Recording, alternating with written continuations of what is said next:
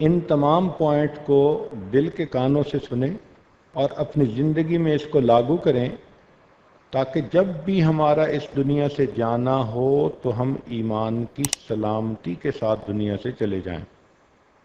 اس میں سب سے پہلا پوائنٹ ہے بد نظری سے پرہیز۔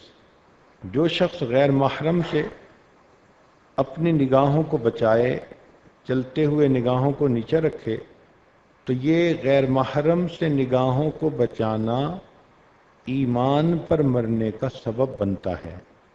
دوسرے لفظوں میں یوں کہہ سکتی ہیں کہ جس کو بد نظری کی عادت ہوگی، مرتے وقت کلمہ اس کو بھول جائے گا۔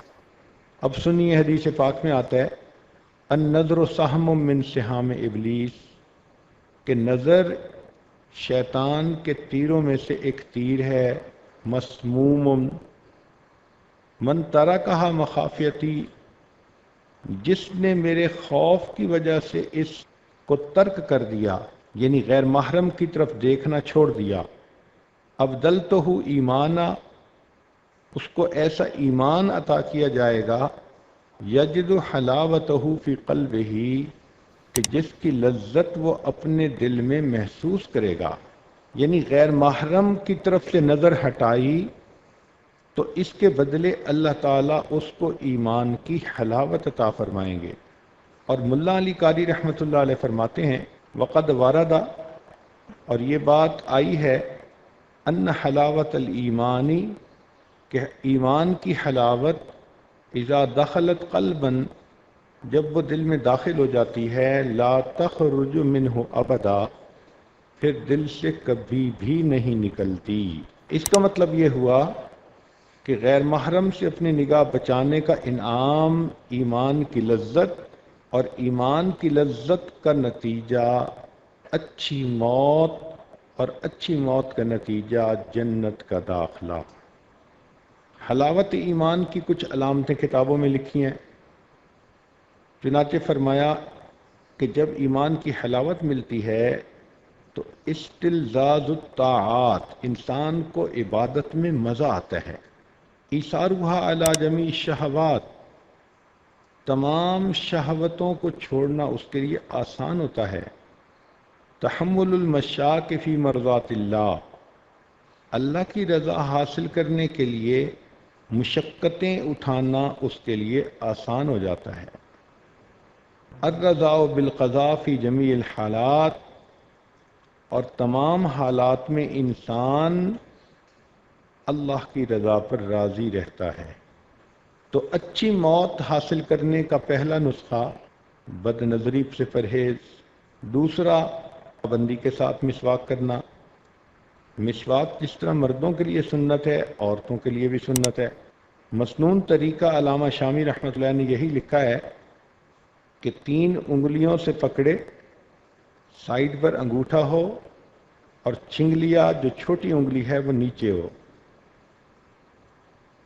علامہ شامی رحمۃ اللہ علیہ فرماتے ہیں مسواک کے بارے میں کہ من منافعہ، مسواک کے فوائد میں سے یہ ہے تذکیر الشہادت عند الموت، کہ موت کے وقت انسان کو کلمہ یاد آ جاتا ہے، رزقنا اللہ تعالی بمنہ و کرمہ، اللہ تعالیٰ اپنے کرم اور احسان سے ہمیں بھی یہ نعمت عطا فرمائے۔ تیسرا نقطہ جس پر کہ انسان کو اچھی موت آئے گی کہ ایمان پر شکر ادا کرنا، چونکہ اللہ تعالیٰ کا وعدہ ہے لئن شکرتم لازیدنکم، اگر تم میری نعمتوں کا شکر ادا کرو گے تو میں اپنی نعمتیں اور زیادہ عطا کروں گا۔ اس لیے ہمیں چاہیے کہ ہم صبح و شام یہ کہا کریں رضیت باللہ ربا وبمحمد نبیّا وبالاسلام دینا۔ تو ایمان پر اللہ کا شکر ادا کرنا یہ اچھی موت کا سبب ہوتا ہے۔ چوتھا عمل صدقہ خیرات کرنا۔ حدیث مبارکہ میں آتا ہے ان الصدقۃ تطفئ غضب الرب وتدفع میتۃ السوء، مشکات شریف کی روایت ہے کہ صدقہ اللہ تعالیٰ کے غضب کو مٹا دیتا ہے اور بری موت کو انسان سے دور کر دیتا ہے، یعنی اللہ کو راضی کر دیتا ہے اور اچھی موت کا سبب بن جاتا ہے۔ ملا علی قاری رحمۃ اللہ علیہ فرماتے ہیں، ای تمنع انزال المکروہ والبلاء فی الحال، کہ صدقہ سے حال میں جو بلا یا ناپسندیدہ حال آنا ہوتا ہے اس کو روکتا ہے، وتدفع سوء الخاتمۃ فی المآل، اور آنے والے وقت میں برے خاتمے سے انسان کو بچاتا ہے۔ پانچواں نقطہ جو اچھی موت کا سبب بنتا ہے، اہل اللہ کے ساتھ محبت کا تعلق رکھنا، ان کی صحبت کو اختیار کرنا۔ حدیث مبارکہ میں آتا ہے کہ ہم رجال اللہ یشقی جلیسہم، یہ وہ بندے ہیں جن کی صحبت میں بیٹھنے والا کبھی بدبخت نہیں ہوتا۔ اور علماء نے لکھا کہ بدبخت تو وہی ہوتا ہے کہ جو ایمان سے محروم ہو جائے۔